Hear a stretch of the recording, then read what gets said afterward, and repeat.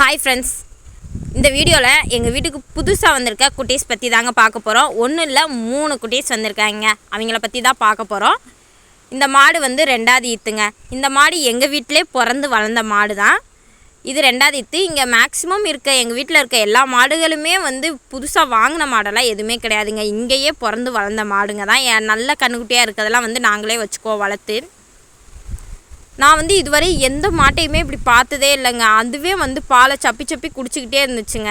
நானும் பிறந்ததுலேருந்தே இந்த மாடுக்குள்ளேயே தான் வளர்ந்துக்கிட்டு இருக்கோம். பட் இருந்தாலும் எந்த மாடுமே இந்த மாதிரி பாலை குடிச்சு நான் பார்த்ததே இல்லை. இந்த மாடு தான் ஃபஸ்ட் டைம் அதுவே பாலை குடிச்சிக்கிட்டே இருந்துச்சு. நாங்களும் கண்ணுக்குட்டி போடணும்னு அவ்வளோ நேரமாக நின்றுக்கிட்டே இருந்தோம். பட் கண்ணுக்குட்டி போடுறதுக்கு அது ட்ரை பண்ணவே இல்லைங்க. அப்படியே வெளியே வந்த வரையே இருந்துச்சு. அது பாட்டுக்கு பால் குடிச்சிக்கிட்டே இருந்துச்சுங்க. இந்த மாடு வந்து காலையில் 6 மணிக்கெல்லாம் கண்ணுக்குட்டி போட ஸ்டார்ட் பண்ணிடுச்சுங்க. இந்த மாடு வந்து இப்போ நாங்கள் இன்னும் 1 மந்த் கழித்து தான் கண்ணுக்குட்டி போடும் அப்படின்னு சொல்லி எக்ஸ்பெக்ட் பண்ணோம். ஆனால் இது பார்த்தா டக்குனே மடி இறக்கி ஒரே நாளில் மடி இறக்கி அப்படியே கண்ணுக்குட்டி போட ஸ்டார்ட் பண்ணிடுச்சுங்க. நாங்கள் பால் நிப்பாட்டி கரெக்டாக 30ஆம் நாளே வந்து இது கண்ணுக்குட்டி போடுது. மேக்ஸிமம் இந்த அளவுக்குலாம் பால் கறக்கக்கூடாது அப்படின்னு சொல்லுவாங்க. 7வது மாதமே வந்து பால் நிப்பாட்டிடணுங்க. ஒவ்வொரு மாடெல்லாம் வந்து 4-5 மாதத்துலேயே நிப்பாட்டிடுங்க. இந்த மாடு நாங்களும் ட்ரை பண்ணுவோம் அப்படின்னு சொல்லி பார்த்தோம். பட் அது பால் குடிக்கிறதுல தாங்க ரொம்ப கவனமாக இருந்துச்சு. அதனால் நம்மளே கண்ணுக்குட்டியை பிடிச்சி வெளியே இழுத்தரலாம் அப்படி சொல்லிட்டு வெளியே வருதான்னு பார்த்துக்கிட்டே இருந்தாங்க. பனிக்கூடை எடுத்தோன்னே உடஞ்சிரும். இது வந்து பனிக்கூடை உடையவே இல்லை, அப்படியே வந்து ரவுண்டாகவே நின்றுக்கிட்டே இருந்துச்சுங்க. கண்ணுக்குட்டிக்கு எப்போதுமே காலும் தலையும் தாங்க ஃபஸ்ட்டாக வரணும். அந்த மாதிரி வராமல் இருந்துச்சுன்னா அது வந்து கொஞ்சம் கிரிட்டிக்கலானது அப்படின்னு சொல்லுவாங்கங்க. அது காலும் தலையும் வெளியே வந்தோன்னே மாமா பிடிச்சி அதை வெளியே இழுக்க ஆரம்பிச்சிட்டாங்க. அது மேலே அந்த வளன்னு இருக்கனால அது இழுக்க கொஞ்சம் கஷ்டமாக இருந்துச்சு. வலிக்கிட்டு போச்சுங்க. அதனால தான் கொஞ்சம் டைம் ஆச்சுங்க இழுக்கிறதுக்கு. மாடு வந்து வயிறு நிறையா இருந்தால் தான் மாசி போடும் அப்படின்லாம் சொல்லுவாங்க. அதனால் நம்ம வந்து கண்ணுக்குட்டி போட்டு ஒரு 1 மணி நேரம் 2 மணி நேரத்துக்கு மேலே ஆகுங்க மாசி போடுறதுக்கெல்லாம். இப்போ உடனேலாம் வந்து மாசி போடாது. அந்த கண்ணுக்குட்டி உள்ளே இருந்த அந்த பை வந்து வெளியே வரும். அதைத்தான் வந்து மாசின்னு சொல்லுவாங்க. கண்ணுக்குட்டி எந்த ரெஸ்பான்ஸுமே இல்லாமல் இருந்துச்சுங்க. அப்படியே கழுத்தெல்லாம் கீழே தொங்கிருச்சு. என்னடா இது கண்ணுக்குட்டி இப்படி இருக்கே, நல்லா இருக்கா அப்படின்னு சொல்லி அப்புறம் பார்த்தா கண்ணுக்குட்டியெல்லாம் நல்லா தாங்க இருந்துச்சு.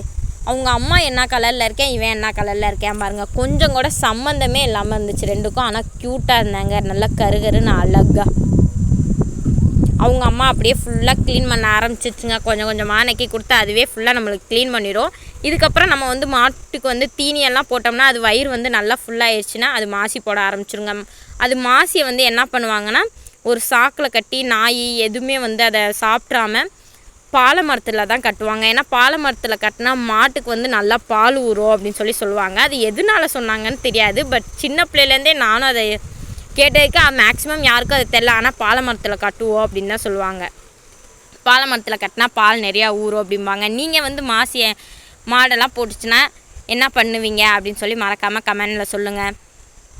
இவங்க எல்லாருமே வந்து இங்கே தாங்க பிறந்து வளர்ந்தவங்க. அவன் வந்து அக்கா, இது வந்து தங்கச்சிங்க. அது 3வது கண்ணுக்குட்டி, இது வந்து 2வது கண்ணுக்குட்டிங்க. அங்கே நிற்கிற இன்னொரு கருப்பு கண்ணுக்குட்டியுமே வந்து இதுங்களோட அம்மா போட்டது தாங்க. 3மே அக்கா தங்கச்சிங்க தான். எல்லாமே இங்கே பிறந்து வளர்ந்தது தாங்க. மாடு கண்ணு போட்டு அடுத்த நாளே வந்து ஆட்டுக்குட்டியும் குட்டி போடுறதுக்கு ரெடி ஆயிடுச்சுங்க. ஆனால் மாடு வந்து உடனே போட்டுருச்சு. இது ரொம்ப நேரமாக கத்திக்கிட்டே இருந்துச்சுங்க. அதுக்கப்புறம் தான் இது வந்து போட ஸ்டார்ட் பண்ணுச்சுங்க. என்னடா மாடு கண்ணு போட்டோடனே பரவாயில்ல ஆட்டுக்குட்டி போட ஆரம்பிச்சிடுச்சு அப்படின்னு நினச்சோங்க. இது பாருங்களேன், ஆட்டுக்குட்டி அவ்வளோ குட்டியாக இருந்துச்சுங்க. ரொம்ப குட்டியாக இருந்துச்சுன்னா இவ்வளோ குட்டியாக இருக்குது ஆட்டுக்குட்டி. ஒரு வேளை 3 போட்டுருமோ அப்படின்னு சொல்லி பயந்துக்கிட்டே இருந்தோம். ஏன்னா ஆட்டுக்குட்டியெல்லாம் வந்து பால் பத்தாமல் போச்சுன்னா ஒரு மாதிரி பெருமயிர் மண்டி போய் குட்டி நறுங்கி போயிடும் அப்படின்னு சொல்லுவாங்க. அதனால் 2 குட்டி போட்டால் தான் கரெக்டாக இருக்கும். அதுக்கும் பால் கரெக்டாக பத்துங்க. கெடா குட்டி தான் போட்டிருந்தான். ஆனால் நம்மளுக்கு கண்ணுக்குட்டி வந்து இந்த தடவை பார்ப்பாங்க, சொல்ல மறந்துட்டேன். அந்த கருப்பு பையன் வந்து பாப்பா, இவன் வந்து தம்பிங்க. அதுக்கப்புறம் இந்த ஆட்டுக்குட்டியை தொடச்சிக்கிட்டு இருக்கப்போ இன்னொரு ஆட்டுக்குட்டி வெளியே வந்துருச்சுங்க. அதை துணியில் போட்டு இன்னொன்னே வந்து வெளியே இழுத்து விட்டாச்சு. கண்ணுக்குட்டி வந்து கொஞ்சம் பெருசாக இருக்கிறனால இழுக்க கஷ்டமாக இருக்கும். ஆட்டுக்குட்டியெல்லாம் வந்து கொஞ்சம் சின்னதாக இருக்கிறனால ஈஸியாக இழுத்தரலாங்க. ஆடு மாட்டுக்கெல்லாம் நம்மளே பிரசவம் பார்த்துட வேண்டியதாங்க. நானே வந்து ஆட்டுக்குட்டிக்கெல்லாம் வந்து இந்த மாதிரி ஆட்டுக்குட்டியெல்லாம் வெளியெல்லாம் பிடிச்சி இழுத்துருக்கேங்க. உங்களுக்கு யாருக்காவது இந்த மாதிரி எக்ஸ்பீரியன்ஸ் இருக்கா, பிரசவம் பார்த்த எக்ஸ்பீரியன்ஸ் அப்படின்னு சொல்லி மறக்காமல் கமெண்டில் சொல்லுங்கள்.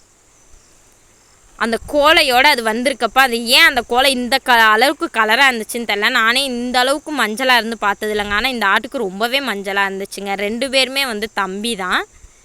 ஃபஸ்ட்டு குட்டி வந்து ரொம்ப சின்னதாக இருந்துச்சு. 2வது குட்டி வந்து கொஞ்சம் ஓரளவுக்கு பெருசாக மீடியமாக இருந்துச்சுங்க. அவ்வளோதான் 2 குட்டி தாங்க. இந்த ஆடு வந்து அதுக்கு மேலாம் போட்டால் பால் பத்தாதுங்க. குட்டி போட ஆரம்பிக்குதுன்னு சொன்னோன்னே என் மகன் வந்து உக்காந்துட்டாங்க.